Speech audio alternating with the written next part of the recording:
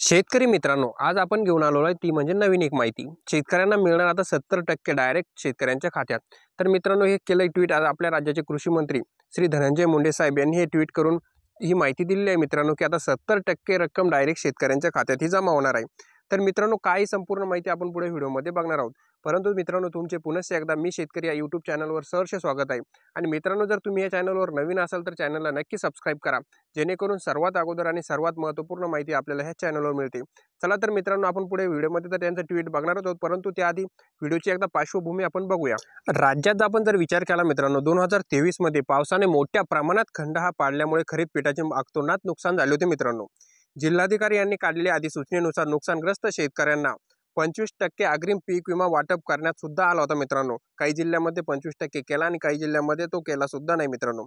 पीक कापणी प्रयोगानंतर ज्या महसूल मंडळाची पैसेवारी 50% पेक्षा कमी आहे, त्या महसूल मंडळामध्ये आता पीक विम्याची राहिलेली रक्कम वाटप करण्यासाठी जिल्हाधिकारी तसेच कृषी विभागाने आदेश सुद्धा दिले. तर मित्रांनो, आपण बघूया की खरीपातील खंडामुळे बीड जिल्ह्यातील शेतकऱ्यांना पहिल्या टप्प्यात 241 कोटी रुपयांचं वाटप झाले होते मित्रांनो.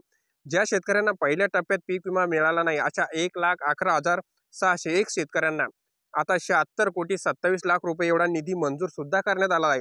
असून अशी माहिती थेट वितरण शेतकऱ्यांच्या बँक खात्यात होणार, अशी माहिती आपल्या राज्याचे कृषी मंत्री धनंजय मुंडे यांनी आपल्या ट्विटद्वारे दिली मित्रांनो. तो ट्विट आपण पुढे बघणार आहोत मित्रांनो, परंतु त्याआधी आपण ही पार्श्वभूमी बघत आहोत.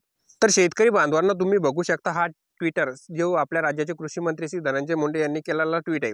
खरीप हंगाम 2023 मध्ये पावसाच्या खंडामुळे नुकसान झालेल्या व पहिल्या टप्प्यात अग्रिम न मिळाल्या बीड जिल्ह्यातील 1,11,601 शेतकऱ्यांना अग्रिमचा 76,27,00,000 रुपये इतका दुसरा टप्पा मंजूर करण्यात आला असून याचे वितरण थेट लाभार्थी शेतकऱ्यांच्या खात्यावर करण्यास सुद्धा सुरुवात झाली.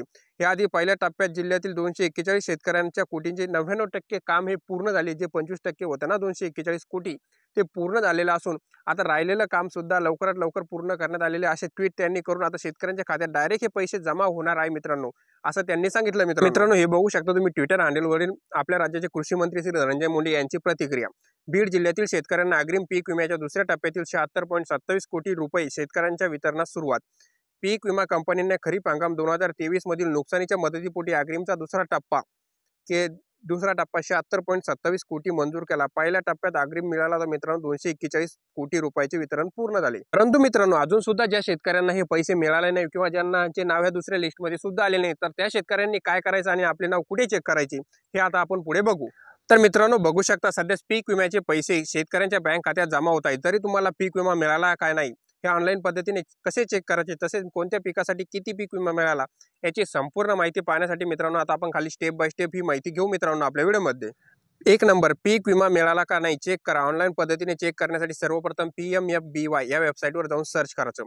त्यानंतर आपण दुसरा टप्पा बघू. त्यानंतर पहिला पर्याय फार्मर कॉर्नर या पर्यायावर क्लिक करा आणि लॉग इन फार्मरवर क्लिक करून नंतर आपण पुढच्या स्टेपमध्ये मित्रांनो प्रवेश. त्यानंतर जर आपण विचार केला तर त्यानंतर आपला मोबाईल नंबर तिथे ऍड करायचा मित्रांनो. कॅपच्या ऑप्शनमध्ये आपण आपला मोबाईल नंबर टाईप करू शकतो. त्यानंतर आपल्याला एक OTP येईल. OTPवर आपण जर क्लिक केलं मित्रांनो, तर तुमच्या मोबाईल नंबरवरून जर जास्त पीक विमा अर्ज नोंदणी केली असेल तर तुम्हाला मित्रांनो आधार नंबर सुद्धा टाकावा लागेल. जर समजा तुम्ही एकाच मोबाईल नंबरवर खूप सारे आपण जर जास्त पीक विमा भरेला असेल तर तुम्हाला त्यासाठी मित्रांनो तुमचा आधार नंबर सुद्धा टाकावा लागेल. म्हणजे स्पेसिफिक अकाउंटसाठी जो आधार क्रमांक आहे तो तिथे टाकावा लागेल मित्रांनो. नंतर आपल्याला माहिती आहे जो OTP येईल तो OTP मित्रांनो आपण तिथे टाकायचा आणि त्यानंतर आपण सबमिट या ऑप्शनवर क्लिक करायचं. त्यानंतर तुम्हाला पीक विम्याचे पैसे मिळाले का, किती मिळाले, कोणत्या पिकासाठी किती मिळाले आणि किती तारखेला मिळाली याची संपूर्ण माहिती तुम्हाला डायरेक्ट स्क्रीनवर दिसेल मित्रांनो.